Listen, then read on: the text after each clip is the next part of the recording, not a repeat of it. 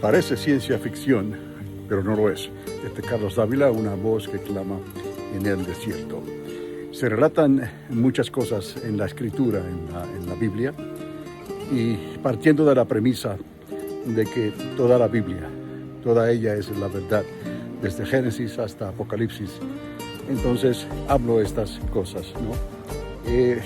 Lo que he estado hablándoles sobre las profecías de Isaías, capítulo 30, verso 26, por ejemplo, no es necesariamente el único lugar donde se menciona que algo iba a acontecer con el sol, ¿no? Si nos remontamos a las profecías de Joel, en el capítulo 2, nos damos cuenta que Joel también habla de eventos que solo tienen una explicación, y esa explicación bíblica la encontramos con el derramamiento de la cuarta copa.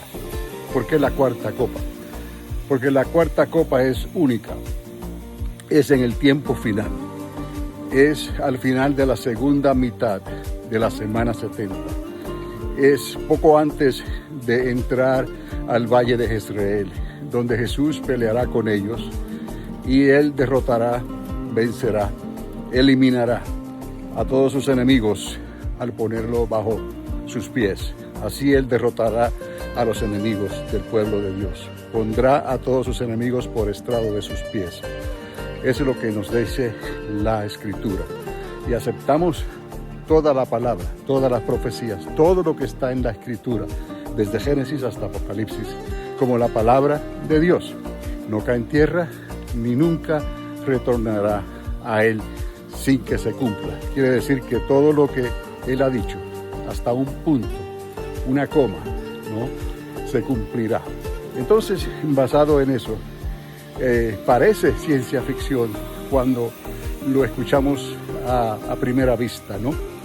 Porque sí sabemos científicamente que si aún se aumente la temperatura en la superficie del Sol, esa temperatura no llegó ahí de la noche a la mañana. La ciencia dice que se tarda unos 170,000 años en que un fotón desde el núcleo del Sol pueda llegar y escapar, ¿no?, hasta la superficie del Sol. Y entonces ahí es donde se mide la temperatura de 5.500 grados centígrados o unos 10.000 Fahrenheit. Y eso es lo que tenemos ahora mismo, hoy, como la temperatura normal de nuestra estrella. Entonces, para que esto cambie de esa temperatura a 7 veces más, que es lo que dice el profeta Isaías, ¿no?, esa radiación va a aumentar de lo que está hoy a unas 7 veces más, como si fuera 7 soles, él lo dice.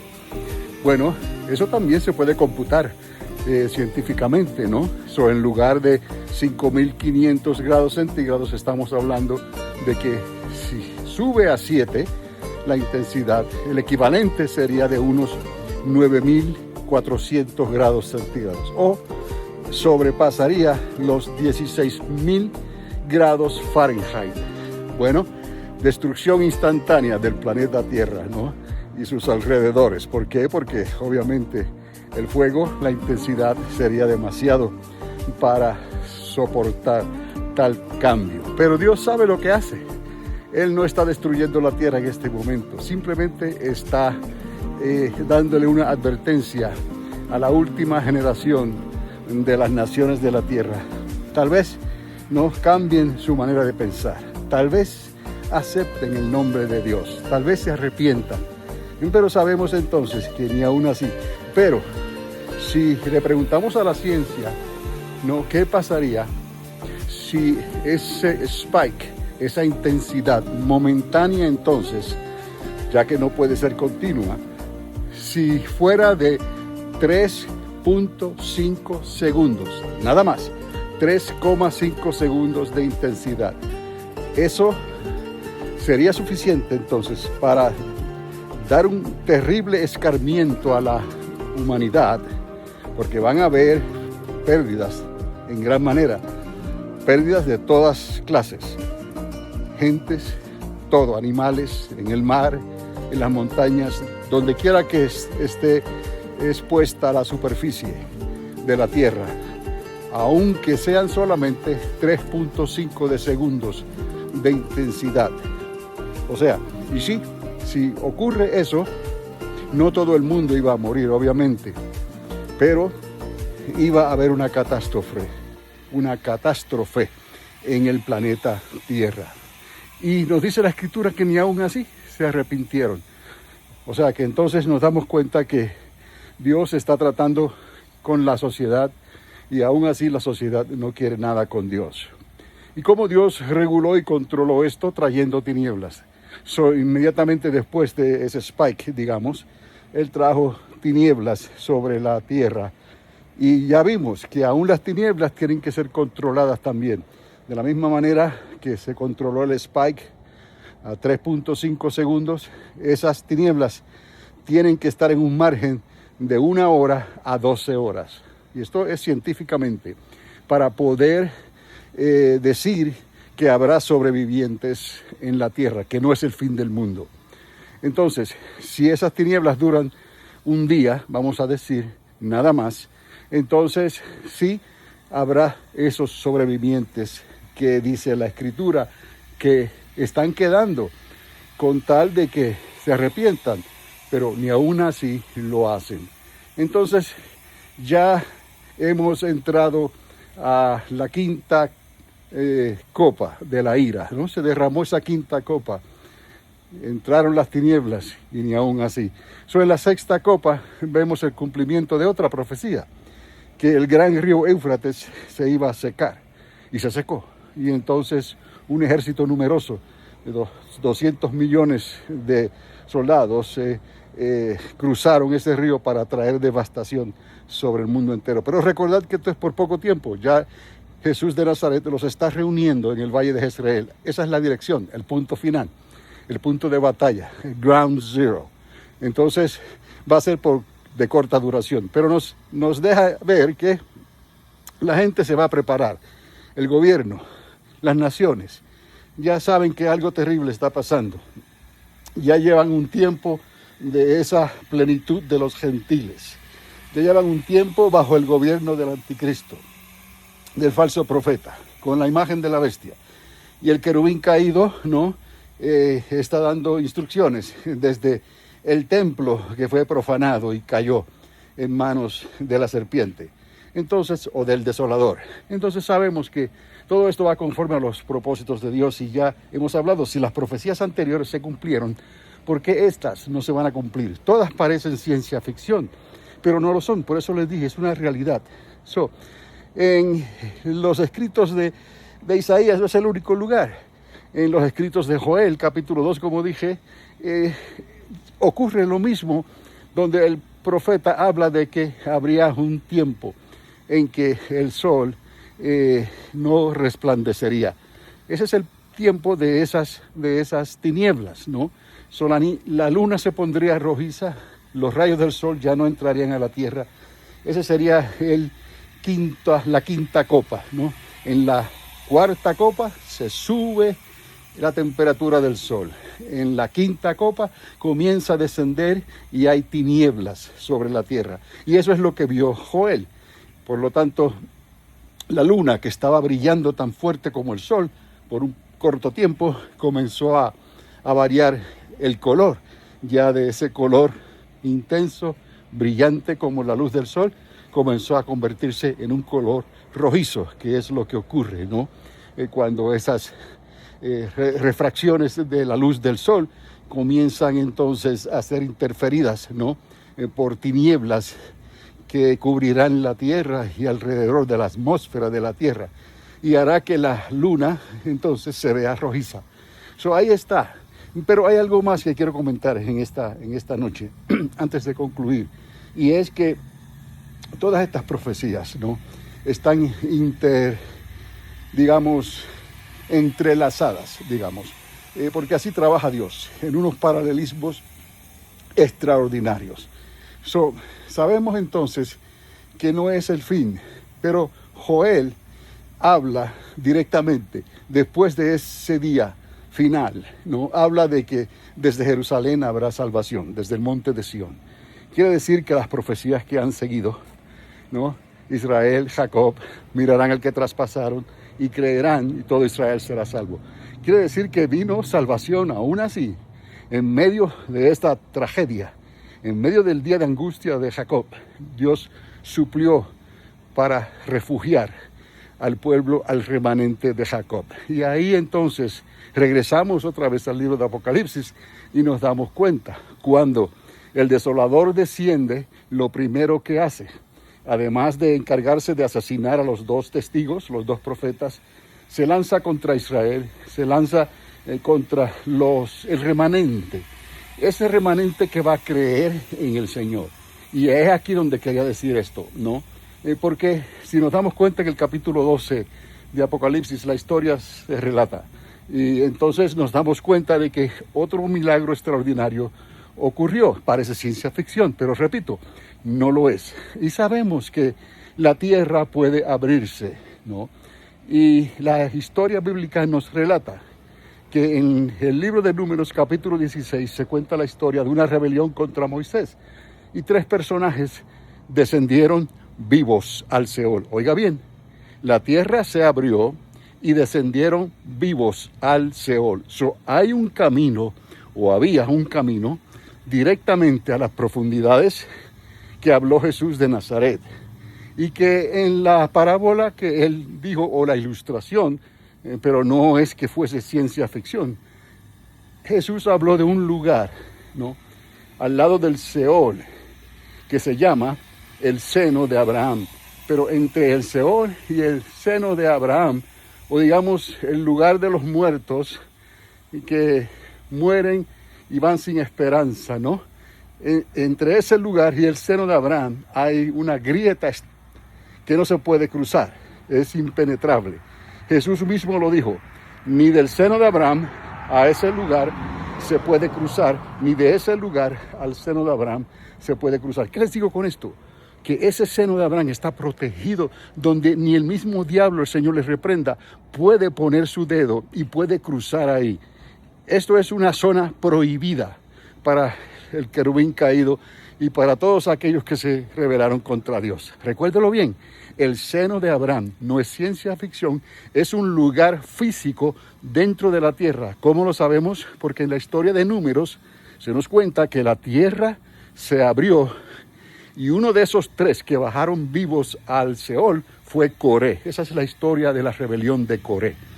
Entonces, nos damos cuenta de que esto sí existe. Y Jesús, cuando Él habla de que hoy mismo estarás conmigo en el paraíso, le dijo a aquel que fue crucificado a su lado, que creyó. No, Jesús, obviamente, estos 2 iban a morir físicamente. En el espíritu, su alma y su espíritu, descendieron al lugar que se conoce como el seno de Abraham, al paraíso. Entonces, pero lo que quiero decir y enfatizar es que sí se podía bajar vivo, humanamente hablando, se podía bajar vivo a ese mismo lugar. Coré lo experimentó. Entonces, ponga eso a un lado. ¿Dónde está ese lugar en el desierto? Está en Cades Barnea, es el área generalizada que se le da, donde se encontró esa grieta, que ya no existe, obviamente, se cubrió, pero para dejarles saber que sí es posible que el ser humano baje en vida al seno de Abraham, a ese lugar en el corazón de la tierra. Bueno, no se nos dice cuán distancia hay entre la grieta y hasta ese lugar, pero es suficiente para creerlo por la palabra misma de Dios. Entonces, no hay falta ahí, lo creemos por la fe, no como ciencia ficción, sino como algo que es completamente posible. Entonces, siguiendo esta historia, ¿por qué les estoy diciendo esto? No, porque ese pueblo que Dios va a salvar de las garras del desolador, porque lo primero que quiere hacer es destruirlos a ellos. Y entonces Dios le da las 2 alas del gran águila, y he aquí la ayuda del Señor. Los egipcios no son los únicos que vienen con esa fantasía. Para los egipcios, ¿no?, ellos se encontraron con el Mar Rojo. Y Dios abrió una grieta en el Mar Rojo y su pueblo escapó. Y cuando el ejército de los egipcios trataron de hacer lo mismo, ellos se quedaron atascados y todos ellos perecieron y se ahogaron. Bueno, Vea la historia en el capítulo 12 de Apocalipsis, ¿no? Otra vez, ¿no? Dios le da las alas del gran águila a Jacob. Vamos a referirnos a Jacob, pero ese es el remanente que va a mirar al que traspasaron y creerán y se salvarán. Entonces estamos ahí. Bueno, Dios le da los medios para que escapen al desierto, ¿no? Inmediatamente el desolador, el querubín caído, el destructor, ¿no? El faraón de faraones, ¿no? Ese mismo se lanza y los persigue a muerte y les envía agua detrás. Y esas aguas, la tierra se abre. Y es aquí donde queremos ver esta conexión. El punto de apertura donde esto va a ocurrir es en Cades Barnea, el único lugar en la Biblia que se menciona donde hayan bajado personas vivas al Seol, en el caso de Coré, y Moisés así lo escribió. Entonces, esa misma agua que el desolador le envía, digamos que son ejércitos como lo hizo Faraón, siguieron, y es así, siguieron a Jacob en el desierto, pero bajaron al Seol. ¿Por qué? Porque se abrió la tierra, sabemos, la grieta está abierta. Lo que no sabemos es si bajaron juntos, posiblemente, ¿no? Hubo un tiempo en que bajaron los israelitas primero, o si bajaron juntos, el mal que quiso hacer el desolador contra Jacob se convirtió en un bien, y la grieta que se abrió fue más accesible o ayudó a que se encontrara el lugar donde iban a descender los israelitas. Lo único es, y es lo que pasó cuando el faraón los siguió en el Mar Rojo, cuando ellos trataron de hacer lo mismo, las aguas se volvieron contra los egipcios y se ahogaron y perecieron todos. Mira esta situación que no es ciencia ficción. Dios va a guardar a los descendientes de Jacob, los escogidos, el remanente, y los va a esconder en un lugar de la tierra. Y vemos que la misma tierra se abre, y lo que quiso hacer el maligno, el desolador, no les resultó. Posiblemente hasta le ayudaría a ellos a escapar, en cierta manera. Pero ya estaríamos haciendo especulaciones, ¿no? Porque no se nos dice si bajaron juntos todos, ¿no? Lo que sí se nos dice es que Dios guardó a Jacob. Entonces pensamos, ¿en qué lugar los va a guardar Jacob que el diablo no los puede tocar? Que el diablo no puede entrar y llegar a ese lugar, aunque sepa dónde están. Pues ese lugar es el seno de Abraham. En ese lugar Dios va a resguardar al pueblo de Israel, a Jacob, en lo que pasa el tiempo allá afuera de la grande tribulación, en lo que pasa el tiempo de la plenitud de los gentiles. Porque recuerde, esto comienza a ocurrir en el principio, ¿no?, de la plenitud de los gentiles. En el principio de la segunda mitad comienza este encuentro, ¿no? Y entonces durante el resto de la grande tribulación, durante el resto del día de aflicción de Jacob, ellos estarán escondidos en el seno de Abraham. Ahí estarán resguardados y el maligno no los podrá tocar, aunque sepa dónde están. ¿Estamos entendiendo? ¿No? Porque estamos hablando de un querubín, de seres angelicales que son superpoderosos, ¿no? No son humanos, son seres extraordinarios. O ellos, con la tecnología existente y con la fuerza que ellos tienen, ellos pueden tratar de buscar dónde puedan estar ellos escondidos. Pero sabemos que lo van a encontrar, van a saber dónde está Jacob escondido. Pero ¿cuál es el único lugar donde una grande cima los separa? Y ya Jesús de antemano dijo, ni ellos pueden venir aquí, ni nosotros podemos ir allá, en el seno de Abraham. Tenemos entonces el lugar donde ellos van a estar resguardados por 3 años y medio. Nosotros no estaremos aquí, porque nosotros, estando con la plenitud del Espíritu Santo, preparados con nuestras lámparas llenas de aceite en la iglesia de Filadelfia. Cuando el Señor venga, nos vamos con Él. En un abrir y cerrar de ojos seremos transformados. Los demás que no quisieron creer estas cosas, pues se quedaron, ¿no? En la Odisea, podemos decir. Y ellos pues tendrán que darle cuentas a Dios el resto de esa grande tribulación, ¿no? Si niegan el nombre del Señor, perecerán para siempre. Si confiesan el nombre de Cristo, perecerán porque serán ejecutados, pero salvarán sus vidas cuando los libros sean abiertos. Estamos viendo esto y les digo esto porque es necesario que la iglesia, el pueblo de Dios, busque esa plenitud del Espíritu Santo, la mente de Cristo, y comience a leer entre líneas todas estas historias y le permita al Espíritu Santo que le muestre este gran rompecabezas. Y usted se da cuenta de lo que está pasando y pueda advertirles a otros antes que sea demasiado tarde. Entonces, nada más, es un comentario más, porque estas cosas parecen ciencia ficción, pero como les dije al principio, no son ciencia ficción. Lo que va a ocurrir en el Sol sí se puede explicar, y lo que va a ocurrir en la Tierra, en el momento en que se abra la Tierra, es posible y va a acontecer. La Tierra se va a abrir y va a ayudar a Jacob, y ellos podrán llegar a tiempo, ¿no? Por decirlo así, al seno de Abraham, y estarán ahí vivos hasta que Jesús regrese, ponga sus pies sobre el monte de los olivos, temblará la tierra, ¿no? Y se va a abrir otra guerra, otra grieta, mejor dicho, extraordinaria. Quizás esa grieta que se va a abrir cuando Jesús regrese va a exponer entonces el seno de Abraham. Ya Jesús estuvo ahí y se llevó cautiva la cautividad, nos dice la Escritura. En esta ocasión, pues posiblemente vamos a especular aquí en estos momentos que el seno de Abraham sea expuesto ahora por una grieta que va a causar cuando Jesús regrese y ponga sus pies sobre el monte de los olivos. Y de hecho, las profecías hablan de esa grieta, ¿no? Pero estamos especulando en este momento, ¿no? Porque estamos poniendo esta situación de que cuando Jesús golpea el monte de los olivos, se va a abrir esa grieta enorme, pero no se nos dice nada de que llegue hasta Cades Barnea, ¿no?